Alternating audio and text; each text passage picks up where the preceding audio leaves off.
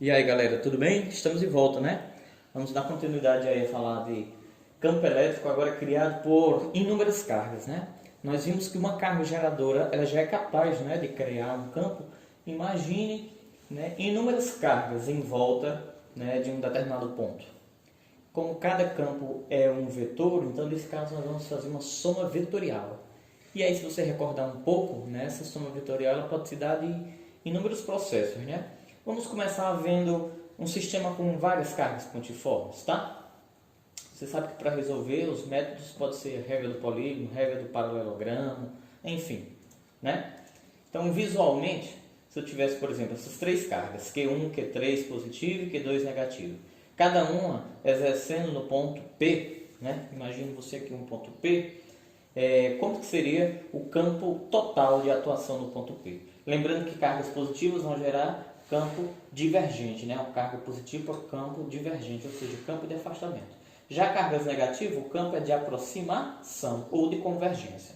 Vamos tentar resolver essa questão pela regra do polígono. Como seria a regra do polígono? Você lembra?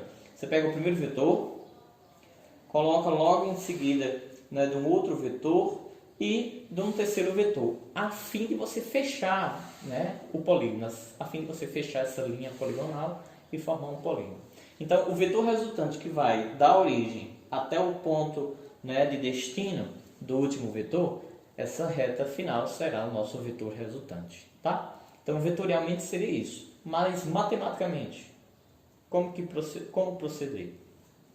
Vamos criar algumas situações para você aí tentar praticar em casa. Vou fazer algumas com vocês, vocês vão fazer as demais, tá? Imaginem vocês, ó, duas cargas Q de A e Q de B, ambos positivos, em volta, né, de uma linha tracejada, e nessa linha contém alguns pontos, como P, S, T, por exemplo. A nossa pergunta é assim: como que fica os campos em que essas cargas vão gerar nesses pontos?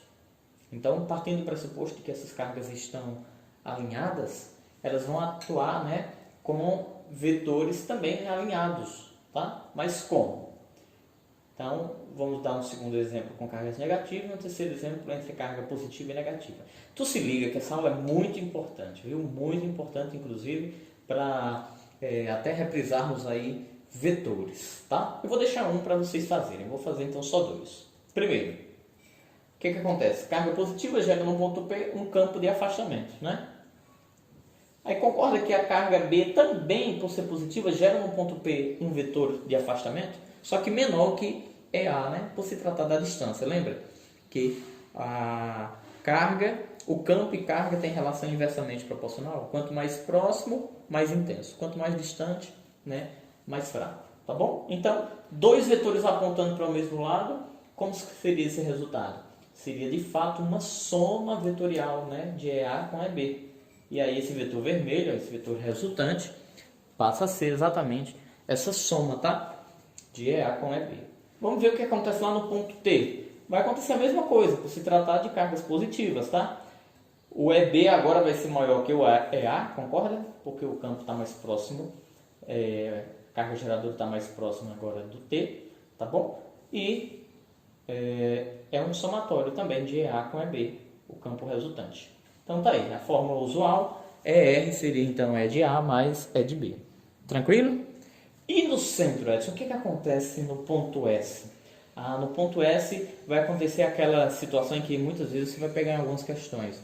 Qual seria a distância para que as cargas ficassem em equilíbrio? Ou seja, para que o vetor campo resultante se anulasse, né? Então, ó, o E de A é divergente, o E de B também é divergente, como as duas cargas são iguais e partindo do pressuposto que elas têm a mesma distância, são equidistantes do ponto S, então esse vetor agora é uma soma algébrica, onde um menos o outro vai ser zero.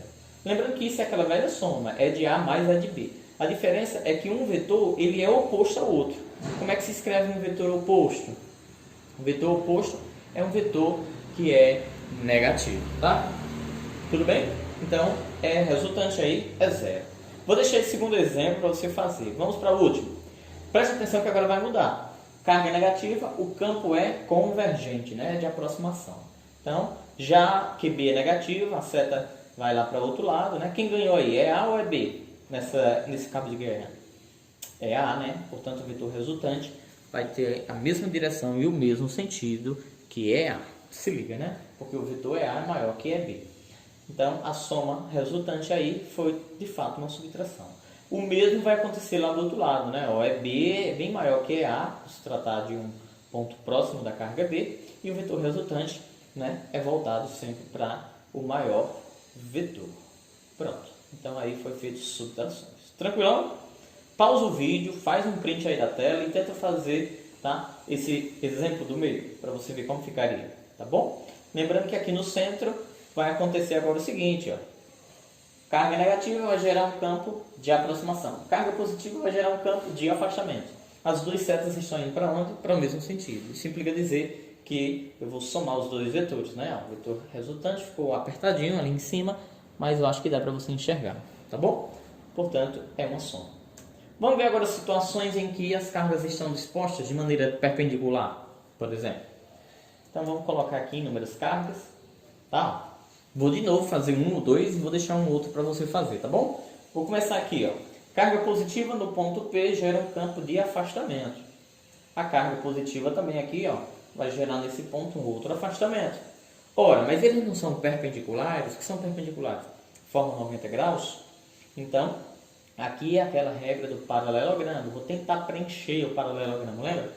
Se eu repetir esse vetor aqui, se eu repetir esse vetor aqui e ligar a origem ao destino, eu vou ter o quê? Esse vetor resultante é R. E esse vetor resultante é R, nada mais para nós do que a hipotenusa, né, de um triângulo pitagórico. Tá bom? O mesmo nós vamos fazer lá com a negativa. Se liga lá, a negativa, né, é uma carga que vai gerar um campo de aproximação. Aqui também, né, ó, é B, vai gerar um campo de aproximação. Então, tenta fazer o paralelogramo. E aí, o vetor resultante, que legal, né? Ficou assim, de cabeça para baixo, né? Às vezes, mas dá para entender, né? Então, esse seria a nossa hipotenusa, tá bom? E aí, pelo teorema de Pitágoras, a gente achava R da seguinte maneira. R ao quadrado é igual a EA ao quadrado mais EB ao quadrado. Tu tá ligado que tu não vai usar só essa fórmula, né? Tu vai ter que calcular o campo que essa carga gerou nesse ponto, ou seja, seria o EA. O campo que essa carga gerou nesse ponto seria o outro, né? Ou seja, usando a fórmula lá de campo gerado por carga pontiforme, KQ sobre D2, tá bom? E aí no final você acha o resultante. Agora se liga, e quando acontecer das cargas não estarem alinhadas com um ponto e nem formar 90 graus com o ponto? Então, esse ângulo que vai ser formado entre elas vai ser diferente de 0 e de 90. Portanto, nós vamos usar um outro artifício. Preste bem atenção. Carga positiva vai gerar um campo de afastamento. Carga negativa vai gerar um campo de aproximação. Ora, se eu tentar replicar, né, esses vetores aqui pela regra do paralelogramo, eu vou encontrar que o vetor resultante vai assumir essa postura. Muito cuidado, né? Porque tem questões que vai pedir sempre para você, não só o módulo, ou seja, não só o cálculo, mas ele vai querer, né, a direção e o sentido, tá bom? Então lembrando, módulo é a intensidade, é o cálculo. E a direção e o sentido, por exemplo, qual seria a direção e o sentido desse vetor resultante? Direção horizontal, né? E o sentido para a direita. Tranquilão? E essa fórmula aí do lado, desse tamanho? Parece com algum que você conhece? Vou colocar aqui, né? Mas tome muito cuidado. Muita gente, muito professor chama ela de lei dos cossenos. Mas ela está disfarçada, aí não é a lei dos cossenos. Como assim, Edson? Você lembra que a lei dos cossenos se aplica quando? Vamos imaginar que eu quisesse descobrir, né? Porque, ó, vou explicar para você. Lei dos cossenos é quando, vamos supor aqui um ângulo, e eu quisesse descobrir o vetor oposto ao ângulo. Então, ia ser ER ao quadrado, igual a E1 ao quadrado, mais E2 ao quadrado, mais 2 vezes E1 vezes E2, vezes o cosseno do ângulo oposto. E aqui o ângulo formado entre eles é esse, tá? Ó. O ângulo formado entre eles é esse daqui. E esse vetor ele não é oposto a esse ângulo, tá certo? Portanto, disfarçadamente, é a lei dos cossenos, tá bom? Você tem dúvida se você vai usar aqui um mais ou menos? É tranquilo, né? Quando o triângulo, né, formado entre eles, na verdade, vamos nos olhar para cá. Quando esse ângulo aqui for obtuso, ali vai ficar positivo. Quando for agudo, ali vai ficar negativo. É só você lembrar lá das conversões trigonométricas. Vamos lá, vamos para o nosso exemplo, tá? Olha a pergunta. Que legal, né? Já deixei aqui a resposta no cantinho. Deixa eu ver se eu consigo colocar essa resposta só depois. Vou colocar aqui, que a gente faz na hora, né? Apareci. Pronto, muito bem. Vamos lá. Determine o módulo do campo resultante em P, gerado pelas cargas positivas e negativas, onde o meio é o vácuo. Ou seja, a constante da eletrostática é 9 vezes 10 a nona, tá bom? Unidades do SI. Em que cada uma das cargas são idênticas, né? Pelo visto, é Q igual a 4 vezes 10 a menos 8. Todas as duas são iguais, idênticas, e distam do ponto P, né, a mesma distância, ou seja, são equidistantes. Você lembra que a gente já discutiu isso aí? Essa que é positiva vai gerar um campo em P como? Isso, de afastamento. E essa que é negativa? Vai gerar no ponto P uma aproximação, né? Se elas fossem iguais até nos sinais, a gente já matava essa questão sem cálculo nenhum. O vetor resultante seria nulo, né? Mas como não é, vamos ver como é que se vai dar. Então tá aí, ó. Campo resultante, campo elétrico da carga 1, né, de afastamento, da carga 2 de aproximação. Dá para você ver as cores que eu usei aí? Dá, né? Portanto, para onde vai o vetor resultante? Vai também para a mesma direção, e o mesmo sentido. Portanto, é só fazer essa soma vetorial, né? Mas, lembrando, por trás tem toda a dedução aí matemática de cada Ezinho.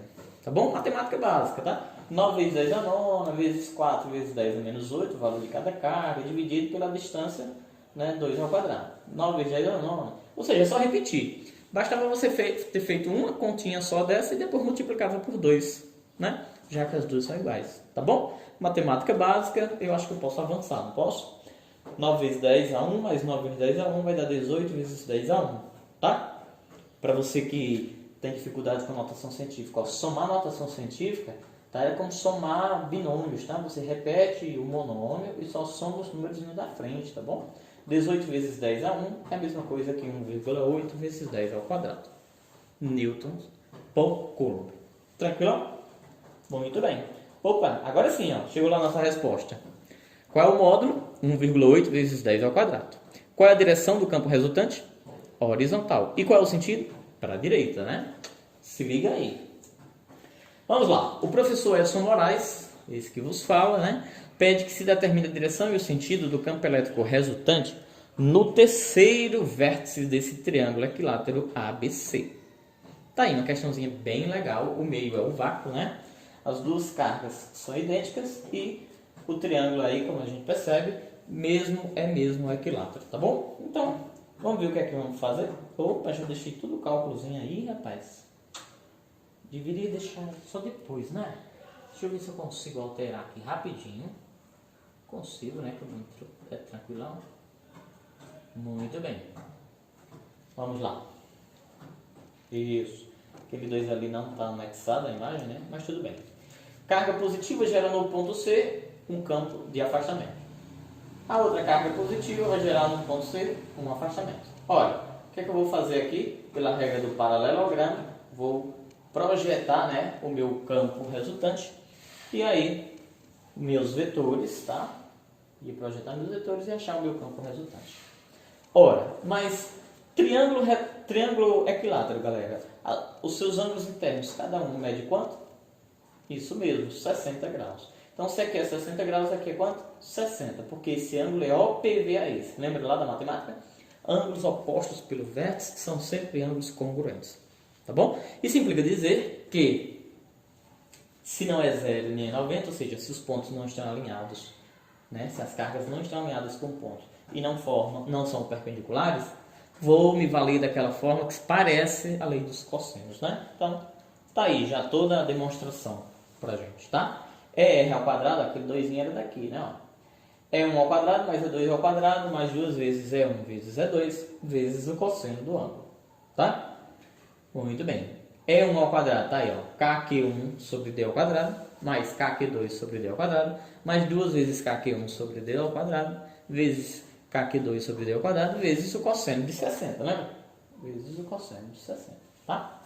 Então, R ao quadrado é igual. Olha o que eu fiz para a gente ganhar espaço. Isso não é a mesma coisa que isso? Então, 2 vezes essa expressão. Isso vezes isso. Não é isso aqui ao quadrado? Né? Beleza?